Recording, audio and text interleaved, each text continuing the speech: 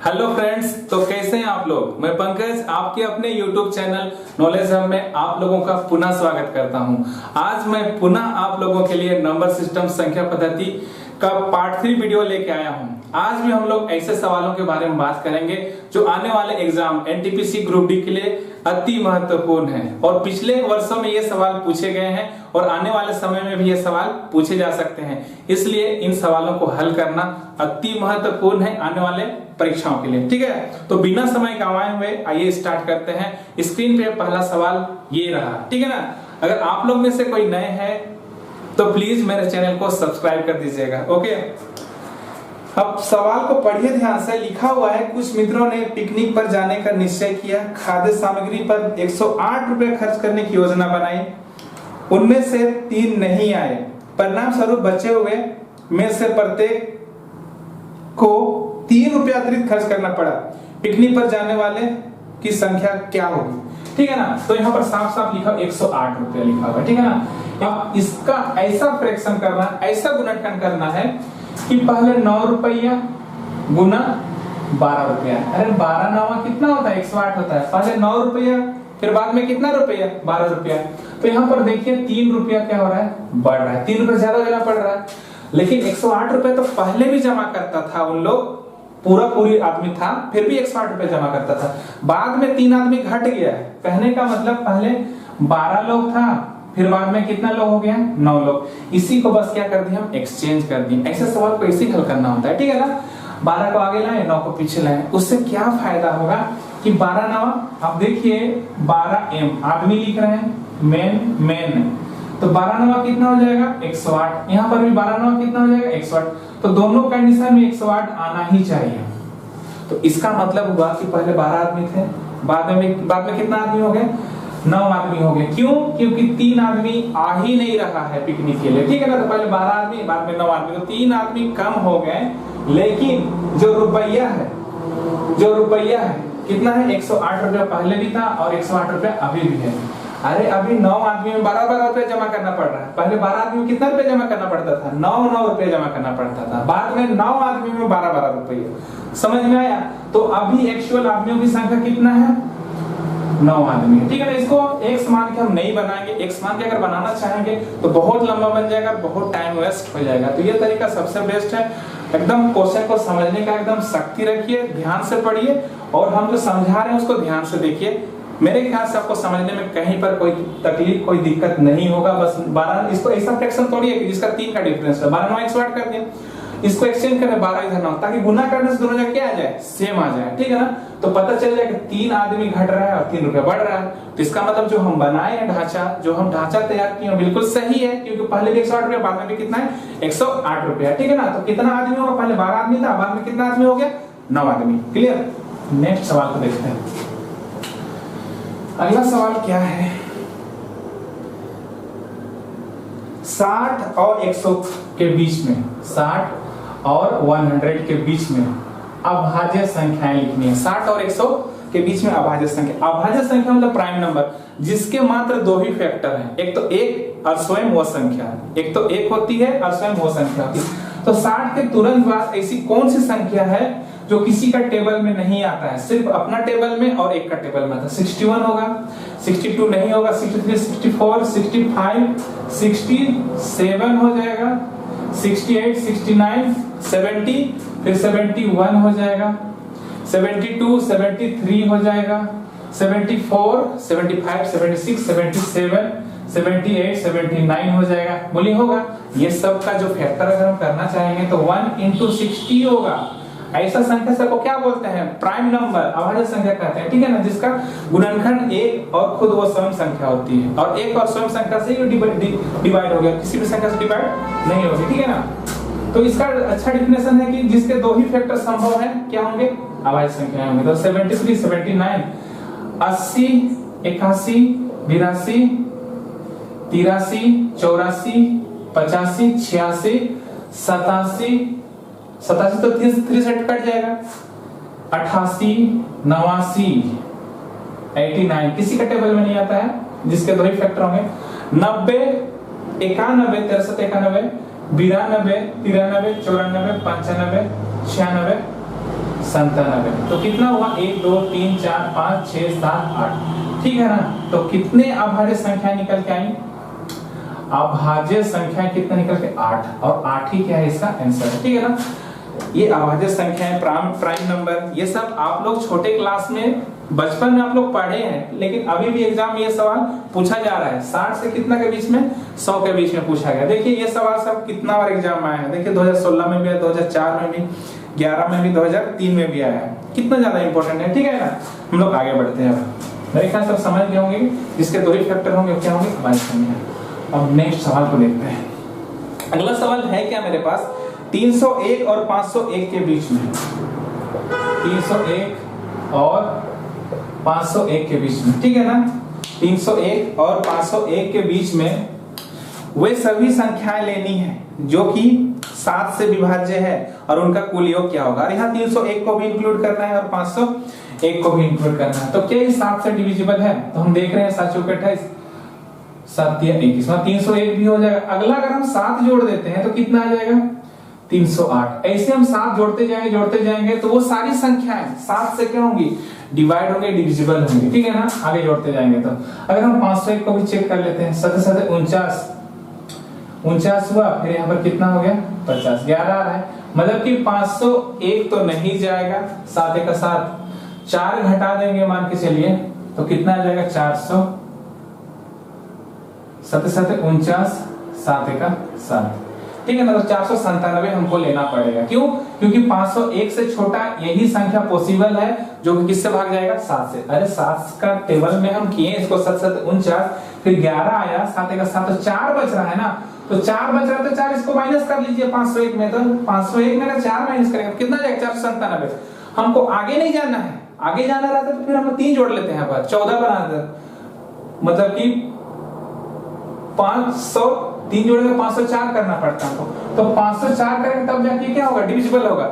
लेकिन हमको 501 से तो आगे जाना नहीं है, 501 से इधर ही आना है, तो 4 ज्यादा हो रहा था, 4 को हम क्या कर लिए, कम कर लिए, 497 है। तो इसका मतलब 301 से लेकर 497 को जोड़ना है हमको लगातार। तो कैसे जोड़ते हैं, पहले तो हमको पद मालूम रहेगा तब ना, पद, तो पद निकालने का तरीका क्या होता है, अंतिम वाला को, फिर अंतिम वाला कितना है 497 है, और प्रथम वाला कितना है 301 है। पहले लिख लेते हैं ताकि बाकी आने वाले समय में आप दूसरे सवालों में भी इसका यूज कर सकते हैं। अंतिम वाला, प्रथम वाला, और यहाँ पर अंतर को लिखना है, अंतर मतलब सार्वंतर, अंतर, ठीक है ना, और इधर +1 लेना है। तो अंतिम वाला कितना 497, 301, तो यहीं पर डायरेक्ट हम लिख लेते हैं। अच्छा एक बार लिख ही लेते हैं, 497, 301, और अंतर मेरा कितना आ जाएगा, इसका अंतर 7 का अंतर है, दिख रहा है साफ साफ, +1। तो अगर हम इसको माइनस कर रहे हैं तो कितना निकल के आया, 6, फिर 9, फिर 7 +1। इसको अगर हम कट करेंगे 7 दूनी 14, 7 8 56, कितना निकल गया 29। तो 29 आया, ठीक है ना, कितना है 29 आया। तो अगर हमको इसका योग निकालना है तो योग निकालने का सूत्र क्या होता है, दिखाई दे रहा है यहां तक। तो योग निकालने का सूत्र होता है, योग का सूत्र होता है, अगर हमको योग निकालना है, कितना पद का निकालना है 29 पद का, तो n/2 होता है, और प्रथम मूला को लिखते हैं, फिर अंतिम मूला को लिखा जाता है, ठीक है ना। तो यहाँ पर अगर हम लेना चाहेंगे तो n कितना है मेरे पास 29 है, बटे कितना है 2 है, प्रथम मेरे पास कितना है 301 है, और अंतिम मेरे पास कितना 497 है। तो 29 को लेंगे, उसके बाद अगर हम जोड़ेंगे 7 और 1 कितना जाएगा 8, फिर कितना जाएगा 9, फिर कितना जाएगा 7, तो नीचे उधर 2 है, फिर 2 से कट कर देंगे। ये ना योग का सूत्र होता है, कभी भी जब कभी भी योग का सूत्र निकालना रहेगा तो हम इससे निकालेंगे, ठीक है ना। अगर जिसका डिफरेंस सेम है उसका योग का सूत्र क्या होता है, ये होता है। फिर कितना आ जाएगा 2 3 6, 2 9 18, 2 9 18, तो 399 आया। तो 399 को क्या हम 400 - 1 लिख सकते हैं, और 399 कैसे लिख सकते हैं, ऐसा हम इसलिए ताकि वो गुना करने में सुविधा मिल सके। तो 4 9 36, 4 दूनी 8, और 3 11, और 2 0 लगेगा नहीं लगेगा। फिर 29 का एक बार इससे गुना किया, एक बार इससे गुना करें, 29 का 29, तो कितना आ जाएगा 10 में से 9 1 हो जाएगा। फिर यहाँ कितना हो जाएगा 9 में से 2 7 हो जाएगा। आए समझ में? अरे 4 9 36, 4 दूनी 8 और 3 कितना होता है? 11 हो गया। तो 11,600 लिखे, फिर 29 आएगा 29, फिर इसको माइनस करेंगे 10 में से 9 1 हो जाएगा। फिर उसी प्रकार से 9 में से 2 कितना हो जाएगा? 7। उसके बाद कितना बचा यहाँ पर? 5, मतलब कि 11,571। कहीं पर ऑप्शन है डी नंबर, इसका क्या है? ऑप्शन है, आप लोग देख सकते हैं, ठीक है ना, यही आंसर है। तो जब कभी भी ऐसा पदों का योग जोड़ने के लिए आएगा तो हम ये सूत्र को अप्लाई करेंगे, ठीक है। हम नेक्स्ट सवाल को देखते हैं। कुछ अच्छे सवाल भी है, कुछ आसान सवाल भी है मेरे पास। आप इसको बार बार करके देखिए, मेरे ख्याल से इसको बार बार समझाने की जरूरत नहीं है, क्योंकि वीडियो है ना, आप इसको पीछे करके भी देख सकते हैं। ऐसा नहीं कि आप क्लास ले रहे हो ऑफलाइन। अब यहाँ पर किसी संख्या का 4 तिहाई बोला है, का 2 तिहाई, का कितना? 2 तिहाई ऐसे बोला गया है। का मान कितना है? इसको गुना कर 4 दूनी 8 3 3 9, मतलब कि 9 का वैल्यू 8 है बोला है, मतलब कि इसका वैल्यू कितना है? मान कितना है? 80। मतलब 8 का वैल्यू 80 दिया हुआ, इससे कितना गुना है? 10 गुना है। इससे भी कितना गुना होगा? 10 गुना। कितना आ जाएगा? 90। और 90 ही क्या है इसका आंसर। आप लोग को अगर समझ में नहीं आया तो आप x मान लीजिए, जो कि बहुत गलत करते हैं, x को मानते हैं आप लोग। 4/3 2/3, अरे किसी संख्या के 4/3 बोला है, 2 तिहाई बोला है, तो इसका वैल्यू कितना निकल गया था? 80। तो 4 दूनी 8 और 8 का 8 8 दहिए कितना हो जाएगा? 80।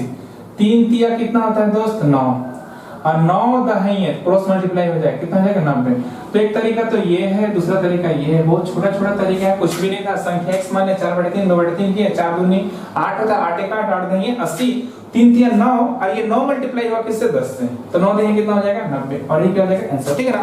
अब x मान के बनाएंगे, x मान के बनाएंगे, x मान के बनाइएगा तो बहुत सारे सवाल में ना इतना समय लगेगा कि पूछिए मत, बहुत समय लग जाता है, बहुत समय लगता है, इसलिए x मत मानिए मेरे ख्याल से।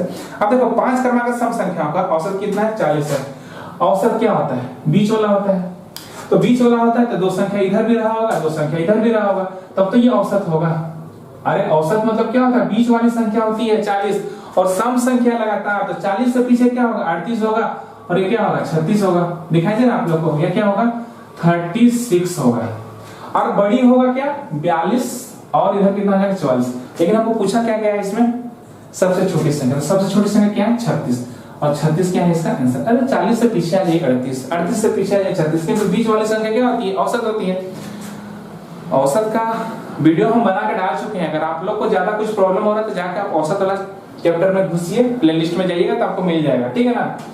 नेक्स्ट सवाल, अगला क्या है? यहाँ पर बोल रहा है कि 2 अंक ऐसा है कि पुनरावृत्ति हो रहा है, किससे विभाजित होगी बोल रहा है। तो क्या हम इसको ऐसा लिख सकते हैं दोस्त? अरे 37 और 2 0 लगा दिया, 37 प्लस 37 लिख सकते हैं। उससे क्या फायदा होगा ना, इसको पकड़ के हम बाहर निकालेंगे। 37 बाहर निकले, क्या बच गया? 100 आ गया। यहाँ पर 37 बाहर निकल गया, यहाँ क्या बचा? 1 बचा। तो 37 हुआ, यहाँ कितना आ गया? 101 आया। तो इसका मतलब ये संख्या हमेशा किससे विभाजित होगी? 101 से विभाजित होगी। ऑप्शन नंबर किसमें? सी में। अरे इसको डिवाइड करेंगे 101 से, क्या विभाजित नहीं होगी? और सी नंबर में भी 101 है, और यही क्या हो जाएगा? आंसर हो जाएगा, ठीक है ना। 37 से भी भाग जाएगा, 37 से 23 भी भाग जा रहा है, तो ऐसे थोड़ी ऑप्शन में देगा कि 37 ऑप्शन में देगा, नहीं देगा। ऐसा देगा जिससे आपको पता ना चले। तो पता ना चले तो उसको पता लगवाने के लिए हमको ऐसा करना पड़ेगा ना, 3700 प्लस 37 लिखना पड़ेगा, ताकि 3700 कॉमन हो जाएगा, 37 कॉमन हो जाएगा, फिर 100 प्लस 1 101 डिवाइड हो जाएगा, ये दोनों कट जाएगा, तो आंसर कितना हो जाएगा? 101 होगा। लेकिन ऐसा भी सवाल आ सकता है, अब हो गया, ठीक है ना। अब ऐसा क्या सवाल बन सकता है बता रहे हैं, 101 किसका आंसर है। ऐसा भी सवाल हो सकता है कि अभी तो 37 1 होता है, 37 1 मतलब 300 का रिपीट कर रहा है, ये किससे विभाजित होगा? ऐसा सवाल ही पूछा गया है। तो हम करेंगे क्या? 371 है और 3 0 लगा देंगे, फिर 371, तो 371 को कॉमन ले लेंगे, तो क्या बचेगा यहाँ पर? 1000 प्लस 1, तो कितना आ जाएगा? 371 है तो 1001 आया। अरे इसको ऐसा लिख सकते हैं, अरे 37 को लिखे कि नहीं लिखे, तब इसको भी तो ऐसा लिख सकते हैं। तो अभी देखिए किससे विभाजित होगा? 1001 से। लेकिन एक चीज यहाँ नोटिस कीजिए, ये 1001 से भी भागा जाएगा, बता दे रहे हैं, और 11 से भी भागा जाएगा, 11 9, लेकिन पिछला वाला सिर्फ 101 से जाएगा। लेकिन अगर 3 अंक रिपीट हो रहा है बार बार, 2 बार रिपीट हुआ है, 3 अंक यहाँ पर भी रिपीट, फिर यहाँ रिपीट, वही संख्या रिपीट हुआ है, वही अंक रिपीट हुआ है, तो 1001 से भागा जाएगा, 11 से भी जाएगा और 13 से भी भागा जाएगा, ठीक है ना। लेकिन पिछला वाला सवाल में सिर्फ 101 से भागा जाएगा। अगर 3 अंक वाला रहेगा, 3 अंक रिपीट करेगा, जैसे 371 371 अगर रिपीट करेगा तो ये 101 से भी जाएगा, 11 से भी जाएगा और 3 से भी जाएगा, ठीक है। लेकिन पिछला वाला सवाल में सिर्फ 101 से जाएगा। अब नेक्स्ट सवाल को देखते हैं। दो संख्याओं का योग 437 है और उसका गुणनफल कितना है? दो संख्याओं का योग 437 है, ठीक है, और उसका गुणनफल कितना दिया हुआ है? इसका गुणनफल दिया हुआ है कितना? 21 बाप रे 982। अब इसको सोल्व करना कितना मुश्किल है, इतना बड़ा गुणनखंड है, गुना करके इतना बड़ा गुणनफल है, इतना बड़ा योग है, अब कैसे ज्ञात करें? जोड़ने से सबको 437 आएगा ही। ऑप्शन नंबर ए में क्या दिया हुआ है? 399 गुना कितना है? 30। डिजिट सम से भी कर सकते हैं, लेकिन उससे भी जल्दी बन जाएगा। देखो 8 9 72, 8 9 72 और 7 79, ठीक है ना। आगे हम नहीं करेंगे क्योंकि हमको 2 डिजिट से मतलब है, सिर्फ 2 डिजिट लास्ट का, तो 3 9 27। 8 से सिर्फ हम 2 बार गुना किए, 3 से सिर्फ 1 बार करेंगे, कितना आ जाएगा यहाँ पर? 2, और यहाँ कितना आएगा? 6। तो डॉट डॉट आगे बहुत बड़ी संख्या आएगी, हमको आगे मतलब है नहीं, हमको किससे मतलब है? लास्ट 2 डिजिट से मतलब है। 62 आ रहा है, क्या ऑप्शन, क्या गुणनखंड में 62 है? अरे दो संख्या में इसको ए लिए हैं और इसको लिए हैं, गुना करने से आखिरी में 2 डिजिट 82 आना चाहिए ना, इसमें आ नहीं रहा है, तो ये ऑप्शन नहीं होगा। बी नंबर हम एक बार चेक कर लेंगे जल्दी से। बी नंबर तो होगा नहीं क्योंकि 295 है। एक बात बताइए, और इधर कितना है? 142 है। ये कभी भी आंसर पॉसिबल नहीं हो क्योंकि 5 दूनी कितना है? लास्ट डिजिट 0 हो रहा है और लास्ट डिजिट तो 2 है, 0 हो रहा है, ये ऑप्शन से ही बाहर हो गया। सी नंबर को देखते हैं, 58 है, फिर कितना है? 379 है। अब इसको गुना कर, 9 8 कितना हो गया? 72। 9 5 40, सॉरी 9 5 45, 9 8 72, 72 के 2 हो गया, हेड में 7 है, 9 5 45 और 45 और 7 कितना आ जाएगा? 53, ठीक है ना। 45 और 7 कितना आ जाएगा? 45 और 7 52। अरे 45 और 7 कितना हो जाएगा? 52 हो जाएगा। 9 8 72 हुआ था, 72 का 2 लिखे, 9 5 45 और 7 कितना हो जाएगा? 52। फिर 7 से 7 8 कितना हो जाएगा? 56। तो बहुत बड़ी संख्या है कि हमको उससे मतलब नहीं। 2 आया, लास्ट डिजिट कितना? 82 है, इधर बहुत बड़ी संख्या। तो लास्ट डिजिट अगर 82 आ रहा है, इसका मतलब आंसर कौन होगा? सी वाला होगा। 58 और 79 ही क्या है इसका आंसर है। बाकी हम और चेक भी नहीं करेंगे, ठीक है, बाकी और हम चेक नहीं करेंगे, यही क्या हो जाएगा? आंसर होगा। आप अपने डी नंबर को भी चेक कीजिएगा तो नहीं आएगा, सिर्फ इसी में आएगा। ओके, नेक्स्ट सवाल को देखते हैं। ऐसे ना पूरा नहीं गुना करना होता है, लास्ट 2 डिजिट को देखने के लिए बस थोड़ा थोड़ा गुना कीजिए, पूरा गुना कीजिए तो टाइम चला जाएगा ना, वेस्ट हो जाएगा। 3 संख्याओं का योगफल कितना है? 140 है। पहली संख्या दूसरी संख्या का मतलब कि 3 संख्या, ए है, बी है, सी है। क्या बोल रहा है यहाँ पर कि पहली संख्या दूसरी की दोगुनी है, तीसरी की चौगुनी है। तो चौगुनी बोल रहा है किसका? तीसरा का। और दूसरा कितना गुना है? 2 गुना। देखो 2 गुना हो रहा है, ऐसा कितना गुना है?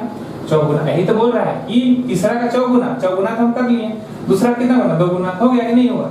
तो इसका मतलब कि पहली संख्या दूसरी संख्या तीसरी संख्या, मतलब कि 4 2 और 1 को जोड़ें कितना? 7 आ रहा है। लेकिन तीनों का जो टोटल दिया हुआ है वो कितना दिया हुआ है? 140 दिया हुआ है। अगर इसको 7 से भाग कर 7 दूनी 14 मतलब 20 गुना है। तो हमको पूछ रहा है कि सबसे बड़ी संख्या, सबसे बड़ी संख्या तो 4 है। अगर यहाँ पर 120 गुना हुआ है तो ये भी कितना गुना होगा? 20 गुना हो जाएगा। तो 20 चौके कितना हो जाएगा? 80। और यही क्या है? इसका आंसर है, ठीक है ना। आप x मान के बनाइए, नो प्रॉब्लम, लेकिन हम बिना x से ही बना लेंगे सब। ओके, अब नेक्स्ट सवाल को देखते हैं। हो गया। अगला सवाल क्या है? अगला सवाल क्या है कि एक 3 अंक वाली संख्या के अंकों का 3 अंक वाली संख्या का योग 14 है। मतलब 3 अंकों कोई भी संख्या हो, ए बी सी मान के चलिए, वो कितना है? 14। इसको जोड़ने से, अंक को जोड़ने से कितना है? 14 है, ये बोल रहा है, ठीक है ना। यदि दहाई इकाई से 2 गुना है और इकाई सैकड़ा की चौथाई, ऑप्शन नंबर हम इसको लेते हैं। इसमें 14 आ रहा है, अंकों का 14 आ रहा है, लेकिन पहला सेंटेंस को देखते हैं क्या बोल रहा है। ये दूसरा सेंटेंस को, दहाई इकाई का 2 गुना है, जो दहाई है इकाई का 2 गुना है, तो 2 गुना तो हो नहीं रहा है। ऑप्शन नंबर ए तो ऐसे ही बाहर हो गया। मतलब कि ये वाला जो है इसको इकाई ना बोलते हैं दोस्त, इसको दहाई ना कहा जाता है, इसको सैकड़ा ना कहा जाता है। बार बार लिखेंगे क्या ये सब? हम नहीं लिखेंगे। इकाई, दहाई, सैकड़ा। जो दहाई है इकाई का कितना है? डबल है बोल रहा है। उसके बाद उसके बाद सैकड़ा की चौथाई, और इकाई क्या है? इसका चौथाई है बोल रहा है। तो चेक करेंगे बस जैसा बोल रहा है वैसा। सेकंड ऑप्शन कितना है? 4 2 1 है। 4 2 8 और 1 9। ये तो अंकों का योग तो 14 ही नहीं रहा है, तो इसी बाहर हो गया। तो ए नंबर तो जो बोल रहा था सेकंड सेंटेंस में फिट नहीं कर रहा है, इसमें तो अंकों का योग आ ही नहीं रहा। 3 वाक्य बोला है वहां पर कि अंकों का योग कितना होना चाहिए? 14 होना चाहिए। दूसरा क्या बोला है कि दहाई जो है इकाई का डबल होना चाहिए, और जो इकाई है वो सैकड़ा का चौथाई होना चाहिए। ये नहीं होगा। फिर सी नंबर अगर आते हैं हम तो देखते हैं 4 8 2 है। इसका कितना गुना हो रहा है? 2 गुना। तो 2 गुना तो हो ही नहीं रहा है। यहाँ पर 2 दूनी 4 होना चाहिए, यहाँ 8 आ रहा है। जोड़ने से तो 14 आ रहा है, चलो मान के चलते हैं। लेकिन सेकंड सेंटेंस फिट नहीं कर रहा है, सेटिस्फाई नहीं कर रहा है, इसलिए ये भी नहीं होगा। अब डी नंबर आएंगे और हम चेक भी नहीं करेंगे और इसी को आंसर मान लेंगे। क्यों इसको आंसर मानेंगे? अरे हम चेक कर चुके हैं। हम क्या कर चुके हैं? चेक कर चुके हैं। हम चेक कर चुके हैं। ए भी नहीं हुआ, बी भी नहीं हुआ, सी भी नहीं हुआ, तो ऑटोमेटिक डी होगा ना कि चेक करेंगे इसको। आप लोग चाहते हैं चेक करने के लिए, हम चेक कर देते हैं। देखिए इसका 2 गुना है और इसका 1 चौथाई, तो 8 का 1 चौथाई कितना होता है? 4 दूनी 8, तो 2 आ रहा है ना। तो जैसा सेंटेंस में बोला वैसा हो रहा है। हम इसको बिना सॉल्व किए ऑप्शन से क्या कर लें? इसको हल कर लें। इसको सॉल्व करने के लिए जाएंगे तो बहुत लंबा बन जाएगा। हम क्यों करेंगे सॉल्व? नहीं करेंगे, ठीक है ना। ऐसे ऑप्शन हम चेक कर लें, ठीक है। इसको मिटा देते हैं। तो कौन सा नंबर होगा? डी नंबर इसका। नेक्स्ट क्या है? किसी संख्या को 133 से विभाजित किया जाता है। कोई संख्या है, कोई संख्या है, उसको 133 से विभाजित किया जाता है, तो उसका जो भागफल है हमको नहीं पता कितना है, और यहाँ पर क्या आया वो भी नहीं पता। लेकिन हाँ, इसका शेष जो है वो कितना आ रहा है? इसका शॉर्ट तरीका क्या है हम बताएंगे, पहले इसको समझ लीजिए आखिर क्या बोल रहा है। 21 बचता है, ठीक है ना। अगर हमको संख्या निकालना है, अगर हमको संख्या फाइंड करना है, तो क्या करते हैं कि ये जो भाजक है इसको भाजक बोलते हैं, इसको क्या बोलते हैं? भागफल कहा जाता है, ठीक है ना। इसको डिवाइजर कहते हैं, इसको क्वोशिएंट बोलते हैं, और इसको रिमाइंडर बोलते हैं, शेषफल दिया हुआ है, और इसको क्या बोलते हैं? डिविडेंड बोलते हैं। तो हमको डिविडेंड निकालना है, मतलब कि भाज्य निकालना है। संख्या बोलिए या फिर भाज्य बोलिए, बात बराबर है। तो क्या होता है यहाँ पर कि भाजक गुना भागफल और जोड़ कितना होता है? शेषफल होता है। मतलब कि डिवाइजर, क्वोशिएंट और रिमाइंडर। तो अगर हम ऐसा करेंगे तो बीच वाला संख्या निकलता है, तो हम वैसा ही करेंगे। ये इसका रूल है, ठीक है ना। आप नहीं समझ रहे हैं क्या? अगर हम 17 लेते हैं और 3 से 17 को डिवाइड करते हैं, 3 5 कितना आता है? 15। कितना? 3 5 15। 5 को इधर लिखते हैं, तो ये भाजक है। देखिए कितना है? 3, और भागफल मेरे पास कितना है? 5, और शेष कितना है? 2। तो 3 5 15 और 2 कितना आ गया? 17 आ रहा है ना। हम चेक करने के लिए बताएं इसको, लेकिन हम इसको लिखेंगे नहीं। ये इसका सूत्र होता है, फॉर्मूला होता है, छोटे क्लास में हम लोग को पढ़ाया गया, हम लोग सीखते आए। ओके, इसके बारे में ज्यादा हम कुछ बोलेंगे नहीं।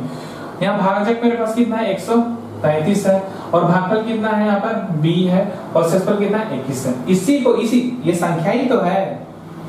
बोलिए संख्या है कि नहीं? ये संख्या ही तो है। क्या है? ये संख्या ही तो है। और इसी संख्या को भाग करना है किससे? इसी संख्या को भाग करना है हमको। किससे भाग करना है? 19 से। अब 19 से भाग करें तो 19 से तो ये पूरा कट रहा है, 19 से 19, और 19 सत्तर कितना होता है? 133। तो इस पार्ट को हमको नहीं देखना है। इस पार्ट से तो 19 भाग जा ही रहा है, हमको इस पार्ट को देखना है। तो इस पार्ट को अगर भाग करेंगे तो 19 का टेबल बोलिए, 21 आएगा? नहीं आएगा। 19 से का कितना हो जाएगा? 19 होगा, बोलिए। और कितना बच जाएगा? 2 बच जाएगा। तो हमको रिमाइंडर ही पता करना है, तो हम सीधे 21 से भाग करेंगे 19 को, क्योंकि ये पार्ट से भाग करने का कोई मतलब नहीं है। तो 19 से का कितना हो जाएगा? 19। और कितना शेषफल आ रहा है? 2। तो जो मेरा शेष निकल के आ रहा है वो कितना निकल के आ रहा है? देखिए आप यहाँ पर कितना निकल के आ रहा है? 2। और 2 ही क्या है इसका आंसर? ये हम समझाने के लिए बताया, ठीक है ना। इसको अगर हम बनाना चाहेंगे जल्दी से तो क्या करेंगे? जैसे किससे भाग करने के लिए बोल रहा है? 19 से भाग करने के लिए बोल रहा है, तो 19 से भाग करने के बोल रहा है, तो अब सीधा शेष वाला को भाग करेंगे। किसको? शेष वाला को। और शेष मेरे पास कितना है? 21। और 19 का कितना हो जाएगा? 19। ये डायरेक्ट तरीका है, बता रहे हैं, और इसी से हम करेंगे तो कितना निकल के आएगा? 2। और 2 ही क्या है इसका आंसर है। लेकिन याद रखना होगा कि जो 19 है 133 को क्या होना चाहिए? भाग होना चाहिए, तब जाके ये जाएगा। ऐसे ही सवाल बनता है, ठीक है। भाग नहीं जाएगा तो ऐसे सवाल अभी तक पूछा नहीं है। जब वैसे सवाल आएगा तो उसके बारे में बात करेंगे। लेकिन अधिकतर एसएससी में बोलिए चाहे रेलवे में बोलिए, ऐसे सवाल पूछता है कि जिससे भाग करने के लिए बोला गया है लास्ट वाला लाइन में, वो पहले वाला जो भाजक है उसको भाग करेगा ही करेगा। अगर नहीं भी करेगा तो ऐसा सवाल अभी पूछा नहीं गया है, आने वाले समय पूछेगा तो उसके बारे में हम लोग बात करेंगे, लेकिन अभी पूछा नहीं है। तो हमेशा ये 19 से 37 को भाग करेगा। जो पहले का जो भाजक होगा उसको भाग करना ही करना है। बाकी शेष जो बचे हैं उसी से भाग कर लेंगे, तो जितना शेष आएगा वही आंसर होगा। कितना है? 2 आया। ठीक है, कोई दिक्कत नहीं, जल्दी से। तो बस मेरे पास इतना ही सवाल था आज। उम्मीद करते हैं कि आपको ये छोटा सा वीडियो बिल्कुल समझ में आया है। और ये सारे questions railway NTPC group D के लिए वेरी वेरी इंपॉर्टेंट है। और आने वाले जो समय में 15 दिसंबर से जो एग्जाम होने वाला है एनटीपीसी का, उसके लिए बहुत ज्यादा इंपॉर्टेंट है। आप लोग मेरे साथ बने रहिए, इसको वीडियो को बार बार देखिए, प्रैक्टिस कीजिए। आपके पास पुस्तक होगा, उस पुस्तक से मिलान कीजिए और मेरे तरीके को अप्लाई कीजिए। उम्मीद करते हैं कि आप एकदम निपुणता हासिल कर लीजिएगा इस नंबर सिस्टम में। ठीक है ना? ऐसे ही अगले चैप्टर में भी हम लोग अच्छे अच्छे सवालों को देखेंगे आने वाले दिनों में। अभी तो ये सीरीज जो चल रहा है एनटीपीसी के ग्रुप डी का, ये चलता रहेगा मैथ्स का। तो आप लोग चैनल पे बने रहिए। अगर आप लोग में से कोई नए हैं तो प्लीज मेरे चैनल को सब्सक्राइब कर दीजिए, और पुराने हैं तो आपसे मेरा हम्बल रिक्वेस्ट है कि मेरे वीडियोस को आप लोग फॉरवर्ड कीजिए आगे तक। ओके, तब तक घर में रहिए, सुरक्षित रहिए और खुद को मोटिवेट रखिए और पढ़ाई में मन लगा के रखिए। Okay, bye.